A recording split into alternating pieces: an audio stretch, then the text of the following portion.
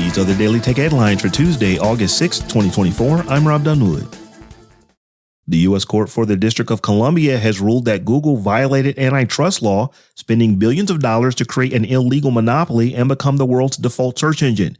In his 286-page ruling, Judge Amit Mehta said that Alphabet's $26 billion in payments to make Google the default search engine on smartphones and web browsers effectively blocked any other competitor from succeeding in the market. Google controls nearly 90% of the online search market and 95% on smartphones. But the court did not rule that the company has a monopoly in search ads. A separate proceeding will determine consequences for Google, but potential appeals and legal maneuvers could push a ruling into late next year or 2026. Depending on the remedy, now that Google has been found to be a monopoly, companies like Apple, Samsung, and Mozilla could be the biggest losers.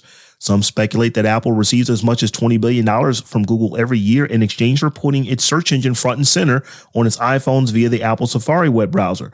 According to the Mozilla Foundation's 2021-2022 financial statement, $510 million out of its $593 million in revenue came courtesy of Google search payments. We don't know what the remedy will be, but Everscore ISI research analyst Mark Mahoney said it could range from forbidding payment from Google altogether to a cap on the amount of distribution agreement fees to implementing a choice screen. According to an email from ex-CEO Linda Yaccarino, the social media platform formerly known as Twitter is planning to shutter the San Francisco office that served as the company's headquarters for more than a decade. In her letter, she stated that San Francisco-based staff would be relocated to existing office space in San Jose and Palo Alto over the next few weeks.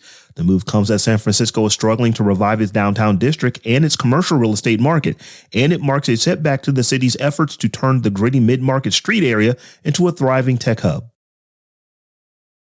Manish Tiwari, Amazon's head of India operations, is leaving the company as it grapples with mounting pressure from competitors in one of its crucial international markets. Amazon has shifted its focus to cloud business in India since Tiwari took over as country manager in late 2020. An Amazon spokesperson told TechCrunch that Tiwari has decided to pursue an opportunity outside of the company. Manish will continue with Amazon until October to help ensure a smooth transition. Digital media and internet company Ziff Davis is buying CNET from Red Ventures for $100 million, according to the New York Times. CNET will be added to Ziff Davis's other notable tech publications like Mashable, IGN, and Lifehacker. An official purchase price has not been announced, but more than $100 million for CNET, according to the Times sources, is a fraction of the $1.8 billion it was valued at when CBS acquired the company in 2008. China-based tech firms including Huawei, Baidu, and other startups are stockpiling high-bandwidth memory semiconductors from Samsung Electronics in anticipation of U.S. curbs on exports of the chips to China, three sources told Reuters. The companies have ramped up their buying of artificial intelligence-capable semiconductors since earlier this year, helping China account for about 30% of Samsung's HBM chip revenue in the first half of 2024. As Reuters reported last week, U.S. authorities are planning to unveil an export control package this month that will impose new restrictions on shipments for China's semiconductor industry. tvOS 18 will soon allow Apple TV users to open web links via their iPhones. Apple TV currently does not have a Safari or any web browser, making it difficult for users to easily share content right from the Apple TV. With tvOS 18, Apple TV will redirect links via AirDrop to use users' iPhone or iPads. Right now, it doesn't look like Apple is using the web link feature in any other parts of tvOS, but presumably it will allow users to share content they're watching or listening to right from the tvOS app. And finally, Google today released Google TV Streamer, a $99 successor to the Chromecast with Google TV. The set-top box will improve upon the Chromecast with substantially better performance, Thread and Matter integration, and useful new features like a remote finder.